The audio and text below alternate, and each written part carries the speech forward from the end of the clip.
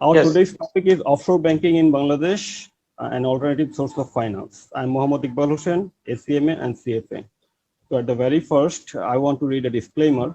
Views and opinions presented in this document are solely those of the presenter and do not necessarily reflect the official policy or position of any institution. Most of the contents are brought from various internal and external sources. The presenter brought issues that he believes are factually correct and would be beneficial to the participants of the session, but it's not rare that the presenter is wrong. So, presenter requests participants to reassess the contents before any material use.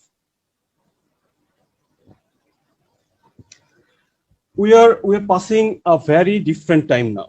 Very different time. It's a new normal. We don't shake our hand with one another. We don't embrace. আমরা একজন আরেকজনকে দেখলে এখন knock করি। So the time is different. ঠিক আছে, একজন আরেকজনকে আমরা দেখলে বুঝি না সে কি হাসছে না ভেঙচি দিচ্ছে, কারণ সবাই মুখে মাস্ক পরা থাকে। তো এই ডিফারেন্ট সিচুয়েশনেও আমাদেরকে এগিয়ে চলতে হবে। এই ডিফারেন্ট সিচুয়েশনে এগিয়ে চলাটা কিন্তু আমরা শিখে নিচ্ছি খুব দ্রুত। আমরা টেকনোলজিক্যালি ডেভেলপড হয়ে যাচ্ছি, টেকনোলজি বেসড। আমরা কিন্তু শুধুমাত্র ফেস দেখতে পাই এই অনলাইন মিটিং এর সময়। আগে আমরা এইভাবে মিটিং করতাম, এখন আমরা মিটিং গুলো করি সব এরকম অনলাইনে। So it's quite different time. এই ডিফারেন্ট টাইমকে অ্যাডপ্ট করে আমাদেরকে এগিয়ে যেতে হবে। তো আমরা যদি দুবাই সবচেয়ে বিজি রোড যেখানে, সেখানে যদি দেখি সেখানে রোড এরকম নিথর অবস্থা, এখন সেখানে লেখা stay safe, stay home. So আমাদেরকেও এখন ওয়ার্ক ফ্রম হোম এবং ডিফারেন্ট ওয়েতে আমাদের চ্যালেঞ্জগুলোকে ফেস করতে শিখতে হবে। So today's topic is offshore banking. So if I think of offshore banking, when the word comes offshore, I feel like I'm out of shore. I feel like I am in the deep blue ocean. In the deep blue ocean, far away from here, there's an island. So in the island, suddenly we see that there's a bank.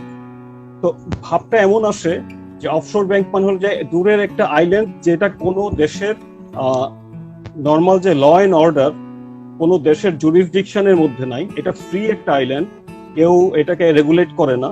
সেখানে একটা bank আছে, দূর দূরান্ত থেকে লোকজন আসবে, তাদের ধন রত্ন নিয়ে, তাদের অ্যাসেটস নিয়ে সেখানে ব্যাংকে ডিপোজিট করবে। কাইন্ড অফ এরকম একটা সেন্স আমাদের কাছে আসে যখন আমরা অফশোর ব্যাংকিং নিয়ে চিন্তা করি। It's quite different and interesting. Offshore banking এমন কেন, আমরা গোয়িং ফরওয়ার্ড আমরা দেখবো যে অফশোর ব্যাংকিং তো আমরা সবাই জানি, বাট আরেকটু জানবো। তো যখনই অফশোর ব্যাংকিং নিয়ে আমার চিন্তা হয়, দুইটা দিক কিন্তু।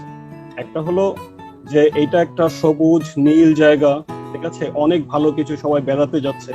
আবার আরেকটা দিক অন্যভাবে চিন্তা করলে যে এখানে পাইরেটরাও এসেও কি টাকা জমা রাখছে কিনা, ঠিক আছে, মানে ডাইলেমা আছে, weather positive negative what thing.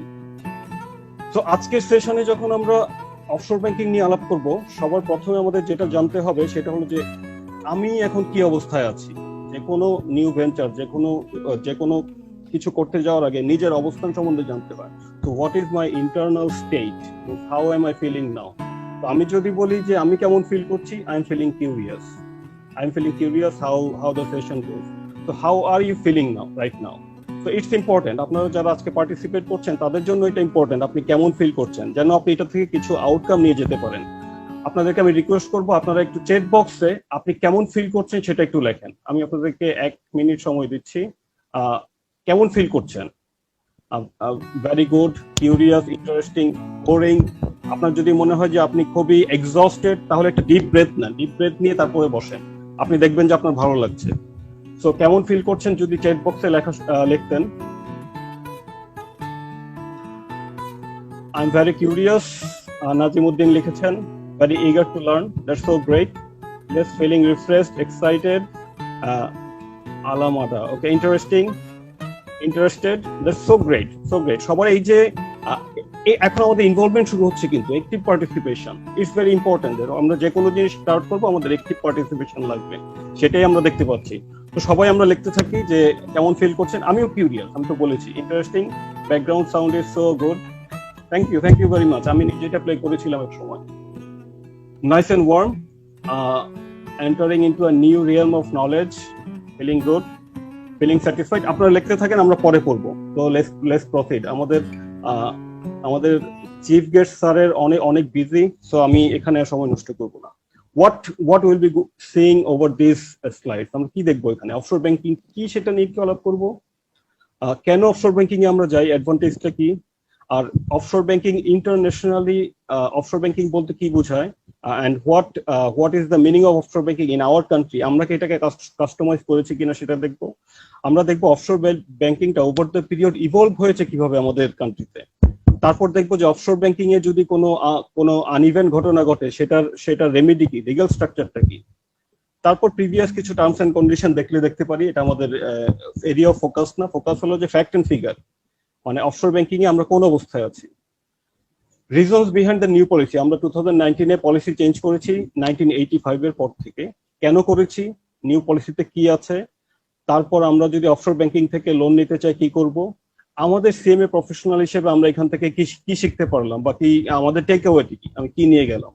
So this is what we'll be seeing in this slide. So very simple, আমরা খুব সহজভাবে চিন্তা করব, it's nothing hard. So what is offshore banking? Before we get to know what is offshore banking, first we need to know what is banking.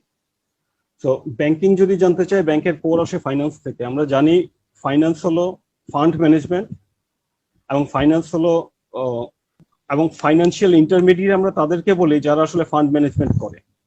So surplus unit, যাদের কাছে access fund আছে, surplus unit থেকে deficit ইউনিটে fund transfer করে দেয়। মাঝখানে যারা থাকে ইন্টারমিডিয়েট হিসেবে, দে আর ফাইন্যান্সিয়াল ইনস্টিটিউশন। এই ফাইন্যান্সিয়াল ইনস্টিটিউশনে সবাই কি ব্যাংক? আমরা কেন ব্যাংকিং বলছি, এই ফাইন্যান্সিয়াল ইনস্টিটিউশনে সবাই ব্যাংক কিনা। আমরা যদি ব্যাংকিং সম্বন্ধে জানতে চাই, আমাদের দেশে ব্যাংকিং এর ডেফিনেশন আছে আমাদের ব্যাংক কোম্পানি আইনে। ব্যাংক কোম্পানি আইনের 5 ধারায় বলা আছে, ব্যাংক ব্যবসা অর্থ কর্য প্রদান ও বিনিয়োগের উদ্দেশ্যে জনসাধারণের নিকট হইতে টাকার এইরূপ আমানত গ্রহণ করা যাহা চাহিবা মাত্র বা অন্য কোনোভাবে পরিশোধযোগ্য, এবং চেক, ড্রাফট, আদেশ বা অন্য কোনো পদ্ধতিতে প্রত্যাহারযোগ্য। তার মানে হলো, আমি ল্যান্ডিং এর জন্য ডিমান্ড ডিপোজিট যদি নিতে পারি তাহলে ব্যাংক। আমি যদি ডিমান্ড ডিপোজিট ছাড়া অন্য ডিপোজিট নেই তাহলে সেটা ফাইন্যান্সিয়াল ইন্টারমিডিয়ারি, কিন্তু সেটা ব্যাংক না। তাহলে স্পেসিফিক্যালি আমরা পেয়ে গেলাম ব্যাংক কি। ব্যাংক হলো ল্যান্ডিং করবে, ল্যান্ডিং করার জন্য ডিমান্ড ডিপোজিট নেয়ার একটা অথরাইজেশন পাবে। সো যারা ডিমান্ড ডিপোজিট নেয়ার জন্য অথরাইজড জেনারেল পাবলিক থেকে ফর ল্যান্ডিং, তারাই ব্যাংক। তো ব্যাংকের আরো অনেক কার্যাবলী আছে, ঠিক আছে, কিন্তু এখানে শুরুটাই আছে যে 7 ধারায় বলা আছে ব্যাংক কোম্পানির কার্যাবলী। এখানে বলা আছে ব্যাংক ব্যবসা ছাড়াও ব্যাংক কোম্পানি এইসব কাজ করতে পারে, তার মানে এগুলোই ব্যাংকের মেইন কাজ। কিন্তু ব্যাংক ব্যবসার ডেফিনেশনটা আসলে এখানে 5 ধারায়। তো স্পেসিফিক্যালি আমরা ব্যাংকিং কি সেটা জেনে গেলাম। আমরা একই কাজ কিন্তু আমাদের যে আইডিএলসি, তারপরে IPDC, Phoenix finance, international leasing, আরো তো অনেকগুলো আছে। তো এই তারা যে করে সেটাও ফাইন্যান্সিয়াল ইন্টারমিডিয়েশন করে। তারাও শিল্প, বাণিজ্য, কৃষি, গৃহায়নের জন্য ঋণ ও আগাম প্রদান করে। কিন্তু কোনো আর্থিক প্রতিষ্ঠান এমন কোনো আমানত গ্রহণ করিবে না যাহা চেক, ড্রাফট অথবা আমানতকারীদের উদ্দেশ্যে আদেশের মাধ্যমে চাহিবা মাত্র পরিশুদ্ধ। তারা টার্ম ডিপোজিট নেয়, ডিমান্ড ডিপোজিট নেয় না। সো সেই জন্য তাদেরকে নন ব্যাংকিং আর্থিক প্রতিষ্ঠান বলে। দে আর ফাইন্যান্সিয়াল ইন্টারমিডিয়ারি, কিন্তু তারা ব্যাংক না। এটা আমাদের দেশের ডেফিনেশন। সো ব্যাংকিং বলতে কি বলে সেটা যদি আমরা বুঝি, financial intermediation that includes receiving demand deposit from general public. এই জেনারেল পাবলিক থেকে ডিমান্ড ডিপোজিট নেওয়ার পারমিশনটা সেন্ট্রাল ব্যাংক দিয়ে থাকে, ব্যাংক কোম্পানি আইনের 31 ধারা বলে।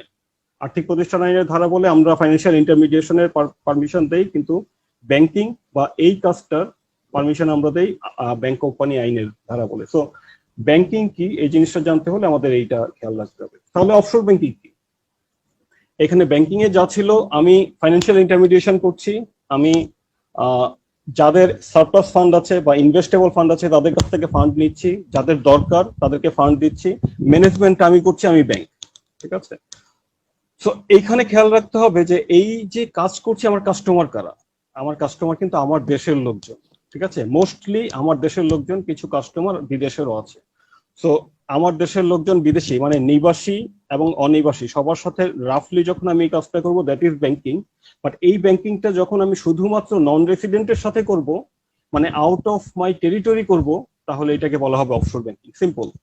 তাহলে offshore banking is a cross border intermediation of fund and provision of services that banks residing in offshore financial centers to non-residents. So non-resident এর সাথে banking transaction, that is what offshore banking is. বিভিন্ন দেশে offshore banking financial ইনভেস্টরদেরকে attract করার জন্য তারা offshore banking centre করে দিয়েছে। Different site করে দিয়েছে যে এখানে এখানে অফশোর ব্যাংকিং করবে, সেই জুরিসডিকশন গুলো তাদের লিগেল জুরিসডিকশন একদম রিল্যাক্স করে দিয়েছে অ্যাট্রাক্ট করার জন্য, তারা যেন ইনভেস্টমেন্ট প্রমোট করতে পারে। তো সেগুলোকে বলা হয় অফশোর ফাইন্যান্সিয়াল সেন্টার। আমরাও এক সময় ট্রাই করেছি, আমরা দেখবো আমাদের কি হয়েছে। ঠিক আছে, অফশোর ফাইন্যান্সিয়াল সেন্টার গুলোকে ট্রিটমেন্ট দেওয়া হয় অ্যাজ ইফ দে আর এনক্লেভস। এনক্লেভস আছে না আমাদের দেশে, আমাদের দেশে বাংলাদেশের ভিতরে কিন্তু ইন্ডিয়া আছে, ছিটমহল। ছিটমহল যেটা আছে বাংলাদেশের টেরিটরির ভিতরে ইন্ডিয়ান অংশ। তো ওই জায়গায় কিন্তু বাংলাদেশি কোনো রুলস কাজ করবে না, সেখানে ইন্ডিয়ান রুলস কাজ করবে। তো বাংলাদেশের ল্যান্ডলক কান্ট্রি, মানে বাংলাদেশ লক কান্ট্রি, বাট ছিটমহল। তো এই এনক্লেভস এর মতো আমার দেশেই আসলে ব্যাংক করছে, কিন্তু নন রেসিডেন্টের সাথে এমন ভাবে ব্যাংক করছে অ্যাজ ইফ তারা বিদেশ। তো এই ধরনের offshore top offshore financial centre গুলো আছে হংকং এ, সুইজারল্যান্ড, বেলিজ, জার্মানি, কেমন আইল্যান্ড, এটা সবার প্রথমে শুরু হয়েছিল, Singapore, Panama, Seychelles, Nevis, Mauritius. তাহলে এই জায়গায় আমরা বেশ কিছু অফশোর ব্যাংকিং নিয়ে দেখি, এখানে পানামা আছে, এখানে আছে, এখানে হংকং আছে, সিঙ্গাপুর আছে। তো এইভাবে তারা কি করে, তারা আসলে তাদের লোকাল যে জুরিসডিকশন, লোকাল যে ল আছে তার থেকে এখানে একটা রিল্যাক্সড অংশ অফার করে ইন্টারন্যাশনাল যারা বিজনেসম্যান আছে, ইন্টারন্যাশনাল যারা সেভার আছে তাদের কাছে। তো তারা ওই লো ট্যাক্স জুরিসডিকশন বা লোকাল জুরিসডিকশনে যায়, তারা ফ্রিডম এনজয় করে, তারা সেখানে ফান্ড দেয়, সেখানে ফান্ড দিলে তারাও ফ্রি থাকে, আরো আরো ব্যাংকগুলো সংশ্লিষ্ট দেশও তাদের ফান্ড পায়। আমাদের দেশে কি হয়েছে, আমাদের দেশে 1980s আমরা শুরু করেছি EPZ, export processing zone. Export processing zone গুলো দিলাম আমরা কেন, যখন দিলাম তখন ফরেন ইনভেস্টররা এখানে আসবে, এখানে এসে তারা তাদের মতো প্রোডাকশন করে তাদের দেশে আবার এখান থেকে নিয়ে যাবে। তো জিনিসটা এমন অ্যাজ ইফ তারা বাংলাদেশি থাকলেও আসলে বাংলাদেশের জুরিসডিকশন বা এক্সপোর্ট প্রসেসিং জোনের সব কোম্পানিকে আগে নন রেসিডেন্ট ট্রিট করা হতো। ঠিক আছে, তো এখানে যদি এ টাইপ কোম্পানি দেখি, এ টাইপ কোম্পানি প্রায় 60%, এ টাইপ মানে fully foreign owned, joint venture হলো 14% এবং আমাদের দেশি আছে অ্যারাউন্ড 30%। তো এক্সপোর্ট প্রসেসিং জোনের ইনভেস্টমেন্টও কিন্তু হিউজ বেড়েছে ওভার দ্য পিরিয়ড। ঠিক আছে, তো ফরেন ইনভেস্টরদেরকে আমরা যখন এখানে বলছি যে তুমি আপনারা এসে এখানে প্রডিউস করবেন অ্যাজ ইফ আপনারা আপনাদের দেশেই আছেন, আমার লোকাল জুরিসডিকশন থাকবে না, এখানে 10 থেকে 15 বছরের ট্যাক্স হলিডে থাকবে। ঠিক আছে, তো তারা এটাও চাইতো যে তাহলে আমি এখানে আমার ব্যাংকিংটা কিভাবে করব। ঠিক আছে, তাহলে ইপিজেড এ আলাদা একটা ব্যাংকিং দরকার, তারা যেন মনে করে যে তাদের দেশে ব্যাংকিং করছে, লোকাল যে সিআইবি, লোকাল যে রিপোর্টিং রিকোয়ারমেন্ট, তারপরে তাদের কনফিডেন্সিয়ালিটির এখানে কোনো ব্রিচ হবে না। তো এরকম তারা এটা চাইতো। সেই ইপিজেড কে প্রমোট করার উদ্দেশ্যে আমরা কিন্তু ইপিজেড এর ব্যাংকিংটা সেপারেট ব্যাংকিং হিসেবে শুরু করলাম। পরবর্তীতে আমাদের ইজেড আসছে, ইকোনমিক জোন আসছে, 98 অ্যাপ্রুভড ইকোনমিক জোন আছে, হাইটেক পার্ক আসছে 11টা। ঠিক আছে, এগুলো পরবর্তীতে, কিন্তু ফার্স্ট আমরা ইপিজেড দিয়ে শুরু করেছিলাম, চিটাগাং ইপিজেড। এই ইপিজেড এরিয়াগুলোতে ব্যাংকিং এর জন্য মেইনলি আমাদের অফশোর ব্যাংকিংটা শুরু হয়। প্রিভিয়াসলি এখন আমরা বাংলাদেশে ঢুকে গেলাম, কিন্তু এর মাধ্যমে এই জায়গায় আমরা বিদেশে ছিলাম, আমরা বাংলাদেশে ঢুকে গেলাম। তো বাংলাদেশে যখন ঢুকলাম আমরা দেখতাম যে offshore banking unit got treatment as if they were enclave. আমরা যদি এই ম্যাপটা দেখি, আমাদের একদম উপরের সাইডটা, ঠিক আছে, এটা হলো নীলফামারী, তারপরে নীলফামারীর অংশগুলো, টোমার এই জায়গাগুলো। তো এখানে দেখেন বাংলাদেশের সীমানা এটা, কিন্তু এর ভিতরে কিছু জায়গা আছে ইন্ডিয়ার, বাংলাদেশের ভিতরে ইন্ডিয়া, দিস আর ছিটমহল। তো এগুলো এনক্লেভস। So even if they were part of the mainland, তারা enclaves. Considering assets, কিন্তু আমরা যেটা দেখলাম, আমাদের উদ্দেশ্য কি ছিল? আমাদের উদ্দেশ্য, আমরা যখন বললাম যে ইপিজেড এরিয়াতে ব্যাংকিং করতে আসবে, তাদেরকে লোকাল ল দিয়ে বাইন্ডেড হবে না, তার মানে আমাদের উদ্দেশ্য ছিল ইপিজেড এরিয়াতে বিদেশি সবগুলো ব্যাংক চলে আসবে, শুধুমাত্র ওখানেই ব্রাঞ্চ করবে, ওখান থেকে ব্রাঞ্চ করে তারপরে ওখানে তাদের ট্রেড করবে, ওখান থেকে তাদের ইনওয়ার্ড আউটওয়ার্ড রেমিটেন্স সবকিছু করবে। কিন্তু আলটিমেটলি আমরা দেখলাম এমন কোনো ব্যাংক আসে নাই ইপিজেডে যাদের আসলে আমাদের দেশে অপারেশন নাই, আমাদের দেশেরই ব্যাংকগুলো ইপিজেডে ব্যাংকিং করছে।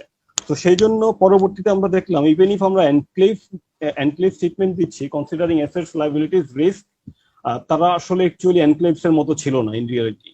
সো আমরা যখন চেঞ্জে আসলাম অফশোর ইউনিট, অফশোর ক্লায়েন্ট, এখান থেকে আমরা পরবর্তীতে অফশোর ইউনিট, অফশোর ক্লায়েন্ট না রেখে আমরা একই ব্যাংকের অফশোর অপারেশন এবং অফশোর ক্লায়েন্টের দিকে কনসেপ্টে চলে গেলাম। এটা অফশোর অপারেশন, এটা অফশোর ইউনিট না, এটা সেপারেট এন্টিটি না, আমাদের এন্টিটিরই একটা পার্ট।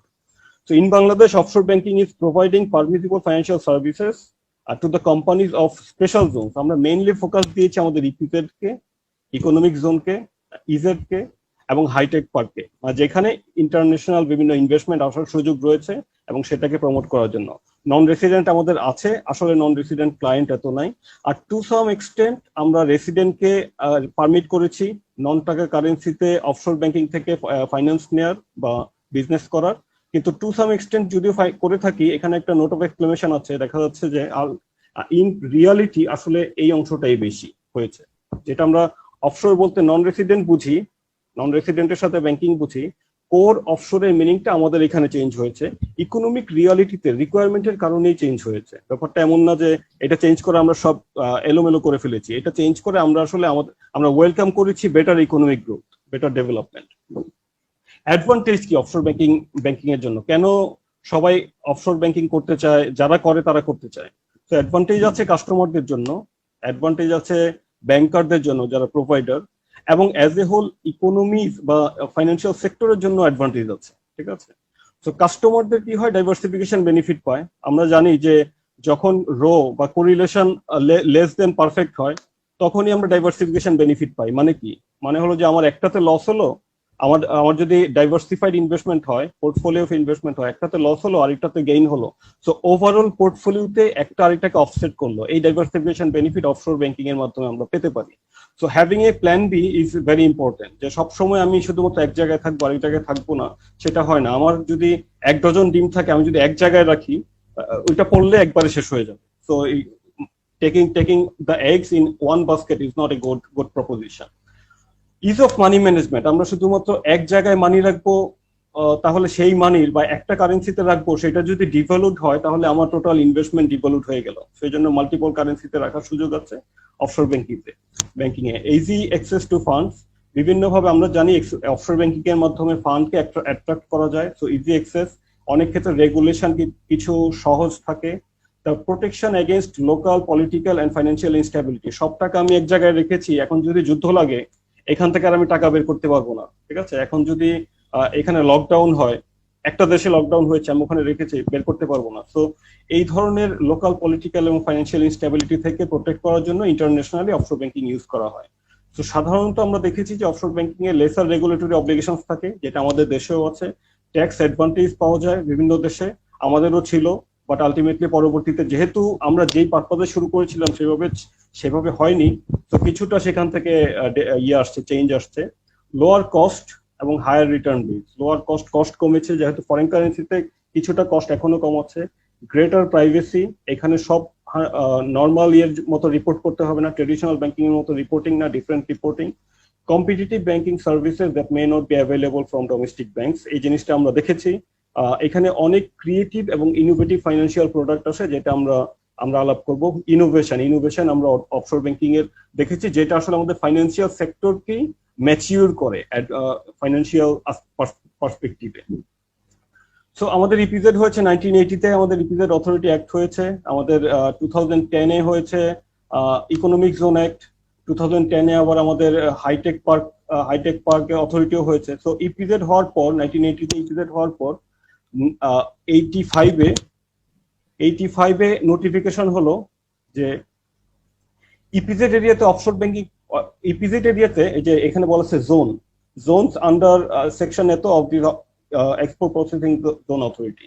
তার মানে ইপিজেড এরিয়াতে ব্যাংকিং করতে গেলে অল্প কিছু ধারা অ্যাপ্লিকেবল হবে ব্যাংক কোম্পানি আইনের। তখন ব্যাংক কোম্পানি আইন ছিল না, ব্যাংকিং কোম্পানিজ অর্ডিন্যান্স 1962। সো এটার অল্প কিছু ধারা অ্যাপ্লিকেবল হবে, বাকিগুলো অ্যাপ্লিকেবল হবে না। তার মানে ফ্রি করে দিলাম আমরা ইপিজেড এরিয়াতে, এটা 1985-এ। তাহলে উদ্দেশ্য আমাদের ইপিজেডে ইনভেস্টমেন্ট অ্যাট্রাক্ট করা। এবং বিসিডি একটা চিঠি ছিল, যেখানে আমরা, বিসিডি মানে ব্যাংকিং কন্ট্রোল ডিপার্টমেন্ট, এখনকার BRPD banking regulation and policy department রাফলি যদি বলি, সেখান থেকে একটা চিঠি দিয়ে আমরা কিছু ইনস্ট্রাকশন দিয়েছিলাম যে অফশোর ব্যাংকিং এর জন্য আমাদের কি ফলো করতে হবে। তো ওভার দ্য পিরিয়ড আমরা যদি এখন ইভলিউশনটা দেখি, অফশোর ব্যাংকিং কিভাবে আসছে আমাদের দেশে, ঠিক আছে? এটা তো আমাকে বলতেই হবে এই গল্পটা। শুরুতে যদি বলি যে আমাদের অফশোর ব্যাংকিং ফরেন কারেন্সি নিয়ে বিজনেস করে, তাহলে ফরেন কারেন্সির রেগুলেশন আমরা 1947-এ পেয়েছি, ফরেন এক্সচেঞ্জ রেগুলেশন অ্যাক্ট। 1947 থেকে আমাদের ফরেন এক্সচেঞ্জ রেগুলেশন অ্যাক্ট আছে। ব্যাংকিং কোম্পানিজ অর্ডিন্যান্স 1962 হয়েছে আমাদের এই টেরিটরিতে। তারপর বাংলাদেশ ব্যাংক অর্ডার হয়েছে 1972-তে, ইফেক্টিভ ফ্রম 16 ডিসেম্বর 1971। তখন হয়েছে বাংলাদেশ ব্যাংক অর্ডার, তার মানে আমরা বাংলাদেশে চলে আসলাম। তারপর ইপিজেড অথরিটি অ্যাক্ট হয়েছে 80-তে। এইখানে 80-র পরে আমরা এখানে অফশোর ব্যাংকিং এর জন্য কিছু ইনস্ট্রাকশন দিলাম, যে অফশোর ব্যাংকিং আমরা চালু করলাম, মানে ইপিজেড এরিয়াতে ব্যাংকিং, ডিফারেন্ট ব্যাংকিং চালু করলাম, যেটাকে আমরা এই লেটারে নাম দিয়েছি অফশোর ব্যাংকিং। পরবর্তীতে বোর্ড অফ ইনভেস্টমেন্ট অ্যাক্ট হয়েছে, যে আরো কিভাবে প্রমোট করা যায়। তারপরে ব্যাংক কোম্পানি অ্যাক্ট হয়েছে 1991, এইটা রিপিল হয়ে গেছে, তারপরে এটাই ব্যাংক কোম্পানি অ্যাক্ট 1991 হয়েছে। ওভার দ্য পিরিয়ড যদি দেখি 1993 থেকে কি হলো, আমরা এই 85-এ অফশোর ব্যাংকিংটা চালু করার পর প্রথমে এসসিবি অফশোর ব্যাংকিং এ পারমিশন নিয়েছে, তাহলে এসসিবি অফশোর ব্যাংকিং শুরু করলো। ওই সময় Basel capital accord, minimum capital accord বা আমাদের বেস্ট প্র্যাকটিস গুলো, ব্যাংকিং বেস্ট প্র্যাকটিস গুলো আসা শুরু করলো বিআইএস এর, ব্যাংক ফর ইন্টারন্যাশনাল সেটেলমেন্টের। তারপর এই ইপিজেড অ্যাক্ট আসলো। উরি ব্যাংক, আমাদের উরি ব্যাংক নিল কোরিয়ার, এইচএসবিসি অফশোর ব্যাংকিং শুরু করলো। এই সময় আমাদের এই যে বোর্ড অফ ইনভেস্টমেন্ট আবার বোরোয়িং ফ্রম অ্যাব্রোড এর জন্য নোটিফিকেশন ইস্যু করলো, যে কিভাবে বিদেশ থেকে বোরোয়িং করা যাবে, তার নিয়মটা কি হবে। এরপর দেখলাম যে আমরা প্রাইম ব্যাংক, আমাদের দেশি ব্যাংক অফশোর ব্যাংকিং শুরু করলো। তারপর সিটিএনএ কমার্শিয়াল ব্যাংক অফ সিলন। কিন্তু মোস্টলি প্রাইম ব্যাংকে যদি বাদ দিই, মোস্টলি ফরেন ব্যাংকগুলো ব্যবসা শুরু করলো। কেন? তারপর থেকে একটু একটু করে আমাদের দেশি ব্যাংকগুলো আসা শুরু করলো। ফরেন ব্যাংকগুলো ব্যবসা করছে অফশোর ব্যাংকিং এই কারণ তারা ইপিজেড এরিয়াতে ব্যাংকিং করছে, এবং ইপিজেড এরিয়াতে ফরেনাররা আছে, তারা তাদের দেশে যেই ব্যাংকগুলোকে চিনে সেই ব্যাংকগুলোই, এবং তাদের যেই ব্যাংকে অ্যাকাউন্ট আছে সেই ব্যাংকগুলোতেই এখানে তারা কমফোর্টেবল, সেই জন্য ফরেন ব্যাংকগুলোই আসলে অফশোর ব্যাংকিংটা এখানে শুরু করেছে। তো পরবর্তীতে আমাদের লোকাল ব্যাংক আসা শুরু হলো। এরপর যদি আমরা দেখি Dhaka bank, bank Asia, prime আরেকটা অফশোর ব্যাংকিং ইউনিট নিয়েছে, national bank, south east bank limited, Shahjalal bank. এই সময় আবার বেজেল 2, তার মানে আমাদের যে ক্যাপিটাল এডিকুয়েসি বা ক্যাপিটাল রিকোয়ারমেন্ট, সেইটা রিস্ক বেসড ক্যাপিটাল এডিকুয়েসি, এটার আরেকটু ডেভেলপমেন্ট হয়েছে, বেজেল 1 থেকে বেজেল 2 আসছে। তো এইভাবে অ্যান্টি মানি লন্ডারিং 2009 হলো, অ্যাক্ট হলো। আমাদের guideline for foreign exchange transaction, সেটার ইস্যু হলো 2009-এ।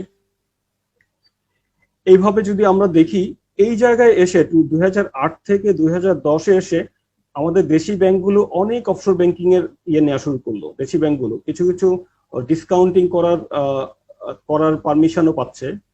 আমি আরেকটু ডিটেলস বলবো। বাজেল 3 আসলো, মানে সবচেয়ে লেটেস্ট বাজেল, যেটা বাজেল 3 আসলো, সব ব্যাংকগুলো অফশোর ব্যাংকিং এ পারমিশন নেওয়া শুরু করলো। তারপর এখানে বিওআইটা চেঞ্জ হয়ে বিডা হয়ে গেল, Bangladesh investment development authority act. So আরো ডেভেলপমেন্ট, ঠিক আছে, আমাদের সবই ডেভেলপমেন্ট পেজে, আমরা কিন্তু এখন অফ ট্র্যাক হয়ে গেছি, ঠিক আছে, টেক অফ করে ফেলেছি, এখন ইকোনমিক উন্নয়নের দিকে চলে যাচ্ছে। তো একদম লাস্টে 2019-এ এসে আমরা রিপিল করলাম 85-এর অফশোর ব্যাংকিং এই এসআরওটা, স্ট্যাটুটরি রেগুলেটরি অর্ডার রিপিল করলাম, মানে এটা ক্লোজ করলাম। এখানে আরেকটা অফিসিয়াল গ্যাজেট দিয়ে তারপরে আমরা একটা পলিসি দিলাম অফশোর ব্যাংকিং, যেটা এখন এক্সটার্ন, যেটা এখন অ্যাপ্লিকেবল।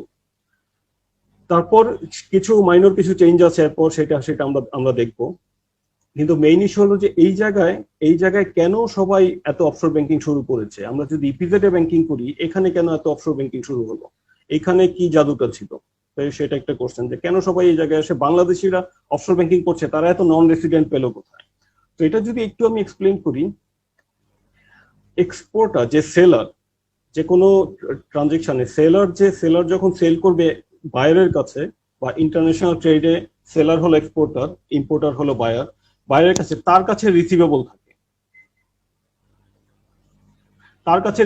থাকে, সে এই জিনিসটা ডিসকাউন্ট করে। সো এক্সপোর্টাররা তার বিলটা ডিসকাউন্ট করবে, অথবা সেলাররা তার বিলটা ডিসকাউন্ট করবে, এটা কোয়াইট কমন, নর্মাল, ঠিক আছে, এটাতে কোনো সমস্যা নেই। তো আমাদের দেশের যারা এক্সপোর্টার, তারা এইখানেই এখানেই আমাদের দেশেই অ্যাকাউন্ট ওপেন করতে পারতো, সেখানে কোনো সমস্যা নেই।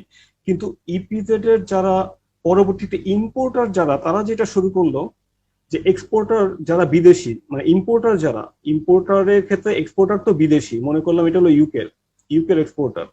তো ইউকের এক্সপোর্টার থেকে আমরা আমাদের ইম্পোর্টার, বাংলাদেশের ইম্পোর্টার বাই করছে, ঠিক আছে, তাহলে তার জন্য পেয়েবল আর ইউকের জন্য রিসিভেবল। এখন ইম্পোর্টার একটা, এখানেই ইঞ্জিনিয়ারিংটা হয়েছে, ইনোভেশনটা হয়েছে। ইম্পোর্টার যেটা করেছে, ব্যাংকের সাথে বসে এরকম একটা প্রোডাক্ট ডিজাইন করলো যে আমি এটা এটা কখন রিসিভেবল পেয়েবল হয়, যখন ডেফার্ড হয়, মানে অন ক্রেডিট যখন বাই সেল হয়, ঠিক আছে। তো ডেফার্ড বিল যেটা এক্সপোর্টার তার দেশে ডিসকাউন্ট করতো, সেইটা ইম্পোর্টার এক্সপোর্টারের পক্ষে এই দেশেই ডিসকাউন্ট করে ক্যাশটা পে করে দিবে এখন। তাহলে এক্সপোর্টার স্পটে পেমেন্ট পেয়ে যাচ্ছে, ইম্পোর্টার ইম্পোর্টার এটা ডিসকাউন্ট করে, ইম্পোর্টার যেহেতু ডেফার্ড, ইম্পোর্টার পরে পেমেন্ট করবে, ইম্পোর্টারের জন্য ডেফার্ড, এক্সপোর্টারের জন্য স্পট। এই জিনিসটা একটা জটিল ক্রিয়েশন হলো, এটাকে আমরা বলেছি ইউপাস, ইউজেন্স মানে ডেফার্ড পেমেন্টের side. So exporter side payment পেয়ে যাচ্ছে, ইম্পোর্টারের জন্য এটা একটা ডেফার্ড বিল ছিল। তো এক্সপোর্টার তার দেশে ডিসকাউন্ট করতো, ইম্পোর্টার যেহেতু এখানে করতে পারছে কেন, ইম্পোর্টার বলছে অফশোর তো বিদেশ, সো এক্সপোর্টার বিদেশে ডিসকাউন্ট করতো, ইম্পোর্টার বলছে এক্সপোর্টারের পক্ষে আমি করে দেই, অফশোর যেহেতু বিদেশ, এক্সপোর্টারে এই অফশোরে ডিসকাউন্ট করতে সমস্যা কি, আমার দেশে করছি ঠিক আছে, কিন্তু অফশোর তো বিদেশ। তো অফশোর ব্যাংকিং ইউনিট গুলোকে বিদেশ ধরে এখানে ডিসকাউন্টিং শুরু হলো।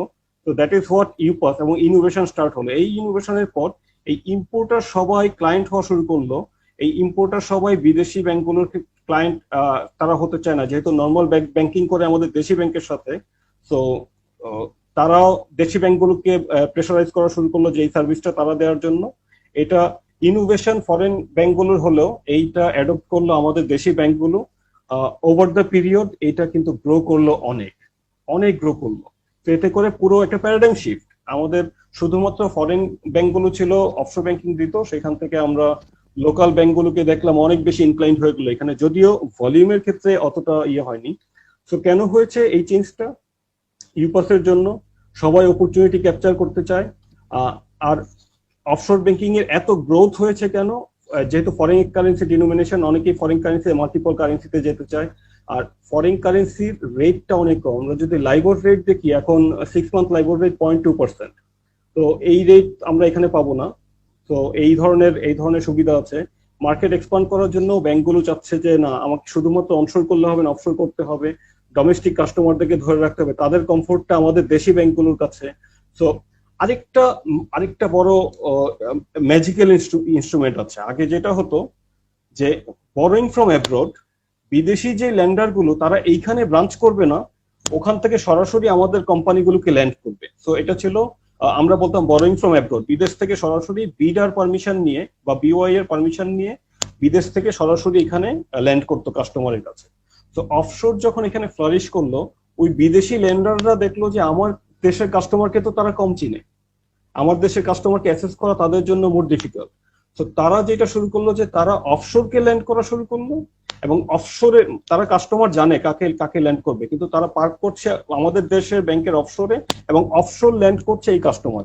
সো এই লেন্ডার যারা অ্যাব্রোডের যে লেন্ডার, তারাও মোর কমফোর্টের জন্য তারা ব্যাংকে ল্যান্ড করছে, ব্যাংক ল্যান্ড করছে অফশোরে। সো এখানে রিস্কটা ট্রান্সফার হয়ে যাচ্ছে, রিস্কটা চলে আসছে আমার দেশের ব্যাংকের উপর। বাট স্টিল আমাদের দেশের ব্যাংক হ্যাপি, কারণ তাদের কাছে মোর ইনফরমেশন আছে about the client, asymmetric information থাকে। বিদেশের কাস্টমার তো আমাদের দেশের ক্লায়েন্ট থেকে আদায় করে রিকভারি করতে পারবে না সেইভাবে যেভাবে আমার দেশেররা পারবে। তো এইভাবে লেন্ডার বোরোইং ফ্রম অ্যাব্রোডটাও আসলে অফশোর চ্যানেলে আসা শুরু করলো, এইভাবে অফশোরটা ফ্লারিশ করছে। আরো ব্র্যান্ড ইমেজের ব্যাপার আছে, আমি ব্যাংকিং শুরু করছি আমার অফশোর না, এটা হয় নাকি? তো এইভাবে তার আরেকটা ইস্যু হলো যে কারো যদি অফশোরের বেশি ফান্ড থাকে, আমরা অফশোর কল মানিও শুরু করেছি, যে এক ব্যাংকের অফশোর থেকে আরেক ব্যাংকের অফশোরে ল্যান্ডিং করা যাবে। এইভাবে বেস্ট প্র্যাকটিস অ্যাডপ্ট করা হয়েছে over the period. Policy support আমরা রেগুলার সবসময় দিয়েছি। তো এই আগের লিগেল ফ্রেমওয়ার্কও ক্লিয়ার ছিল না, ক্লিয়ার লিগেল ফ্রেমওয়ার্ক হওয়ার কারণে, এবং আমাদের দেশে বেশি ইনভেস্টর আসতে চায় কারণ এটা ইমার্জিং মার্কেট। আমরা একটু পরে দেখবো যে আমাদের বিউটিটা কি, আমাদের বিউটিটা quite different from any other country. আমরা একদম ড্রামাটিক্যালি কিন্তু ইকোনমি গ্রো করেছে। অনেক ক্রিটিসিজম আছে, বাট ইকোনমিক গ্রোথ রেট গুলো কিন্তু খুবই লুক্রেটিভ, ঠিক আছে, আই ক্যাচিং। সো এই ইমার্জিং মার্কেট হয় বিদেশ থেকে কিন্তু অনেকেই আসছে এবং ডিরেক্টলি না এসে অফশোরের মাধ্যমে আসছে। আরো অনেক পয়েন্ট আছে, আমি দুইটা ব্ল্যাঙ্ক রেখেছি, এগুলো আপনাদের জন্য, আপনারা চাইলে চ্যাট বক্সে লিখতে পারেন যে কি কারণে অফশোর ব্যাংকিংটা আমাদের এখানে প্রমোটেড হচ্ছে, ঠিক আছে, এত ফ্লারিশ করছে। তো আপনারা চাইলে লিখতে পারেন, এই দুটা ব্ল্যাঙ্ক আপনাদের জন্য। ওকে, তো এখন যদি আরো বলি যে legal structure of offshore banking এর সাথে কোন কোন ল গুলো রিলেটেড, সেখানে বাংলাদেশ ব্যাংক অর্ডার অবশ্যই। তো